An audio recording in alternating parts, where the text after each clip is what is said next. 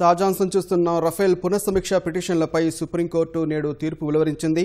Rafale పునఃసమీక్ష పిటిషన్లపై విచారణ చేపడతామని supreme court చేపట్టింది. అదేవిధంగా కేంద్రం లేవనెత్తిన ప్రాథమిక అభ్యంతరాలను సుప్రీంకోర్టు తోసిపుచ్చింది. దీనికి సంబంధించి పూర్తి సమాచారాన్ని మా ప్రతినిధి సాగర్ ప్రత్యక్ష ప్రసారం ద్వారా అందిస్తారు.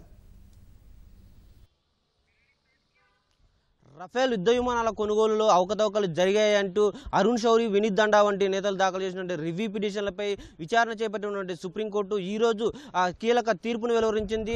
రివ్యూ పిటిషన్లలో పిటిషన్దారులు దాఖలు చేసినటువంటి అభ్యంతరాలు, పత్రాలు ఏవైతే ఉన్నాయో వాటన్నిటి మీద కేంద్రం అభ్యంతరాలు లేవనెత్తడం జరిగింది. కేంద్రం లేవనెత్తినటువంటి ప్రాథమిక అభ్యంతరాలపై ఈరోజు సుప్రీంకోర్టు ప్రధాన న్యాయమూర్తి రంజన్ గొగోయ్ నేతృత్వంలోని ద్విసభ్య ధర్మాసనం తీర్పు వెలువరించింది. దీనికి సంబంధించి కేంద్రం లేవనెత్తినటువంటి ప్రాథమిక అభ్యంతరాలన్నింటినీ కూడా తోసిపుచ్చుతూ రివ్యూ పిటిషన్లపై విచారణ చేపడతామని చెప్పేసి కూడా సుప్రీంకోర్టు ప్రధాన న్యాయమూర్తి జస్టిస్ రంజన్ గొగోయ్ స్పష్టం చేయడం జరిగింది.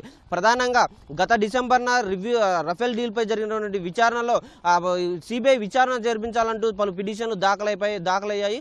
వాటన్నింటినీ విచారించినటువంటి సుప్రీంకోర్టు సిబిఐ విచారణ అవసరం లేదంటూ ఆ పిటిషన్లు కొట్టివేయడం జరిగింది. తదుపరి ఆ పిటిషన్లను సుప్రీంకోర్టు ఇచ్చినటువంటి జడ్జిమెంట్ పై రివ్యూ చేయాలంటూ అరుణ్ శౌరి, వినీత్ దండా వంటి పలు పిటిషన్లు, ఒక బంచ్ ఆఫ్ పిటిషన్లు దాఖలయ్యాయి. వాటన్నిటిపై కూడా విచారణ చేపట్టినటువంటి సుప్రీంకోర్టు త్రిసభ్య ధర్మాసనము గత మార్చి 24న తీర్పును రిజర్వ్ చేయడం జరిగింది.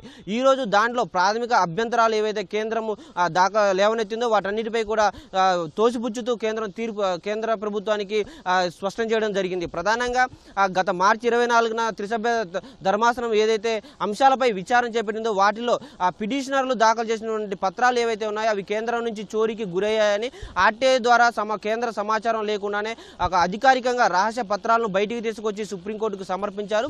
వాటిని పరిగణలోకి తీసుకోవద్దని చెప్పేసి, అవి విచారణలో బయట పెట్టవద్దని చెప్పేసి కూడా కేంద్రం సుప్రీంకోర్టుకు తెలిపింది. కానీ వీటన్నిటిపై విచారణ చేపట్టినటువంటి సుప్రీంకోర్టు మాత్రం ఈ పత్రాల మీద మేము పిటిషనర్లపై చర్యలు తీసుకోలేము, ఈ పత్రాల మెరిట్ ఆధారంగానే విచారణకు చేపడతామని చెప్పేసి కూడా ఈరోజు స్పష్టంగా తీర్పులో వెలువరించడం జరిగింది. తదుపరి విచారణ ఎప్పుడో ఉంటుందని చెప్పేసి సుప్రీంకోర్టు త్వరలోనే ఎప్పుడు రివ్యూ పిటిషన్లపై విచారణ ఎప్పుడు చేపడతామన్నది కూడా చెప్పబోతుంది మరి కాసేపట్లోనే.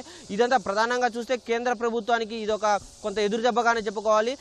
సుప్రీంకోర్టులో ఈరోజు కేంద్రం లేవనటువంటి అభ్యంతరాలన్నింటినీ కూడా తోసిపుచ్చడంతో పాటు గత డిసెంబర్లో వెలువడిన తీర్పును పునఃపరిశీలించి ఈ రివ్యూ పిటిషన్లపై రఫేల్ డీల్లో జరిగినటువంటి అవకతవకలు జరిగాయంటూ పిటిషనర్లు లేవనెత్తున్న ఆరోపణలపై వాదోపవాదనలు జరిగిన తర్వాత దీనిపై సిబిఐ విచారణకు ఆదేశించాలా లేదా కూడా సుప్రీంకోర్టు నిర్ణయం తీసుకొనుంది. ప్రధానంగా ఈరోజు ప్రాథమిక అభ్యంతరాల మీద మాత్రమే తీర్పు వెలువరిస్తున్నామని చెప్పేసి కూడా సుప్రీంకోర్టు పేర్కొనడం జరిగింది. దాని నేపథ్యంలోనే కేంద్ర ప్రభుత్వం లేవనెత్తినటువంటి ప్రాథమిక అభ్యంతరాలు, ప్రధానంగా రివ్యూ పిటిషనర్లు దాఖలు చేసినటువంటి పత్రాలు చోరీకి గురయ్యాయి, వాటిని పరిగణలోకి తీసుకోకూడదు అంటూ కూడా రివ్యూ పిటిషన్ల మీద అఫిడవిట్గా కేంద్ర ప్రభుత్వం దాఖలు చేయడం జరిగింది.